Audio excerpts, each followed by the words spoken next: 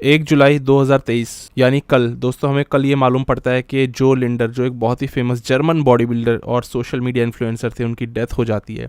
इनको पॉपुलरली जाना जाता था जो एस्थेटिक्स के नाम से। इस डेथ के बाद से इनके फैंस, इनके फॉलोअर्स बहुत ज़्यादा दुख में है और ये इतने बड़े एक सेलिब्रिटी थे कि इनके सोशल मीडिया इंस्टाग्राम पर 8.6 मिलियन फॉलोअर्स थे। सबसे ज़्यादा हैरानी की बात दोस्तों इस डेथ के अंदर निकल करके आती है इनकी एज। जो लिंडर सिर्फ और सिर्फ 30 साल के थे और इतनी कम एज के अंदर अगर डेथ हो जाती है तो सब लोग शॉक में आ जाते हैं, क्योंकि ये कोई नॉर्मल डेथ नहीं हो सकती अगर इतना कम किसी की एज हो। यहाँ पर रीजंस कई सारे स्पेकुलेट करे गए और उस वक्त पे ये बताया गया, यानी अभी से करीबन 11-12 घंटे पहले तक हमें ये लग रहा था कि इनकी डेथ हुई है हार्ट अटैक के चलते, जो काफ़ी कॉमन कॉज है। लेकिन अभी हमें पता लगता है कि इनकी डेथ एक्चुअली में हार्ट अटैक की वजह से नहीं, बल्कि हुई है एन्यूरिज्म की वजह से। एन्यूरिज्म का मतलब है कि एक ना बैलून टाइप स्ट्रक्चर बन गया आपकी आर्टरीज के अंदर, आपकी जो खून की नसें हैं ना वो फूलनी शुरू हो गई है, उसको एन्यूरिज्म कहते हैं। उसकी वजह से जब वो फटती है तो उस फटने को हेमोरेज कहते हैं। या तो ब्रेन के अंदर आपकी जो नसें हैं उनमें एक बैलून सा बन गया है और वो कभी भी फट सकता है, तो उसको ब्रेन हेमोरेज कहते हैं। या फिर हार्ट के अंदर जो आपकी आर्टरीज है वहाँ पर एक बैलून बन गया है, वो कभी भी फट सकता है। ये ज़्यादा करके अरोटा में होता है, तो उसको हम एरोटिक एन्यूरिज्म कहते हैं। कभी कभी ये एन्यूरिज्म किसी भी जगह और हो सकता है, आपकी नेक में भी हो सकता है, आपके घुटनों में भी हो सकता है, तो आर्टरीज जहाँ हो ये वहाँ हो सकता है। अब जो के साथ प्रॉब्लम थी कि उनको नेक पेन हो रहा था, तो उन्होंने 3 दिन पहले शिकायत करनी शुरू करी थी कि कुछ दिक्कत चल रही है, जिस चीज़ को नज़रअंदाज कर दिया गया और अल्टीमेटली उनकी डेथ हो गई। पॉसिबिलिटी हो सकती है कि उनको सेरिब्रल यानी कि ब्रेन हेमरेज हुआ हो। ये यहाँ पर एक पॉसिबिलिटी बता रहा हूँ, लेकिन प्रॉब्लम उनको एन्यूरिज्म की ही थी, हुआ उनके साथ हेमरेज ही है। बाकी कुछ दिनों पहले ये भी सुनने में आया था, जो एस्थेटिक्स ने एक और प्रॉब्लम रिपोर्ट की थी और उन्होंने बताया कि उनकी मसल्स ना हद से ज़्यादा सेंसिटिव है वेट ट्रेनिंग को लेकर के, और हार्ट भी एक मसल होती है तो वो भी उनका ऐसा इतना ज़्यादा सेंसिटिव है कि उनको कभी हार्ट अटैक भी आ सकता है। तो पता नहीं किस चीज़ को किससे जोड़ के देखा जाए, ये उनकी स्टेटमेंट थी, लेकिन उनकी गर्लफ्रेंड ने एक्चुअली में ये चीज़ रिपोर्ट करी है एन्यूरिज्म वाली। तो ये रीज़न अभी सामने आ रहा है और ये एक ऐसी चीज़ है ना कि इसको हम ड्रग्स से, स्टेरॉइड से कंपेयर करके भी नहीं देख सकते या उसकी जगह पर रख के भी नहीं देख सकते, बिकॉज ये प्रॉब्लम ऐसी है किसी के भी साथ हो सकती है, किसी भी एज में हो सकती है।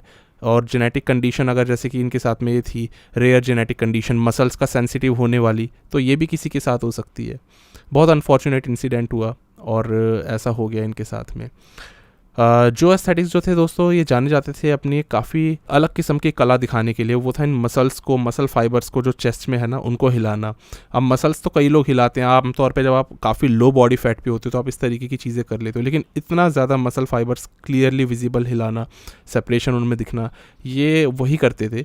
और इस चीज़ के ऊपर उन्होंने काफ़ी ज़्यादा फ़ैन फॉलोइंग गेन करी सोशल मीडिया पर, जो बताते थे कि कोई बहुत अच्छी चीज़ नहीं थी, इससे उनको बहुत दर्द होता था करने में, क्योंकि ये था मसल क्रैम्प होता है ना, इसमें मसल हमारी अकड़ जाती है और फिर वो रिलीज़ होती है। तो वो कहते थे कि इसके लिए मैं सोडियम कम खाता हूँ, मैग्नीशियम ज़्यादा लेता हूँ, तब जाके मुझे क्रैम्प पड़ते हैं और बहुत पेन होता है।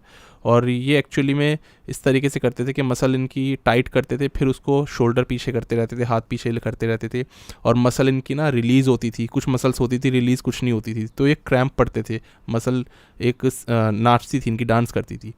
तो ये चीज़ ये नहीं करना चाहते थे आने वाले टाइम में, इन्होंने मना करा था इस तरीके की चीज़ें करने के लिए। बाकी जो ने बोला कि कोई भी कर सकता है, ये कोई मेरे अंदर स्पेशल टैलेंट नहीं है, जो भी सोडियम कम खाएगा, मैग्नीशियम ज़्यादा खाएगा, मसल क्रैम्प उसकी बॉडी में आएंगे, वो इस तरीके की चीज़ें कर सकता है।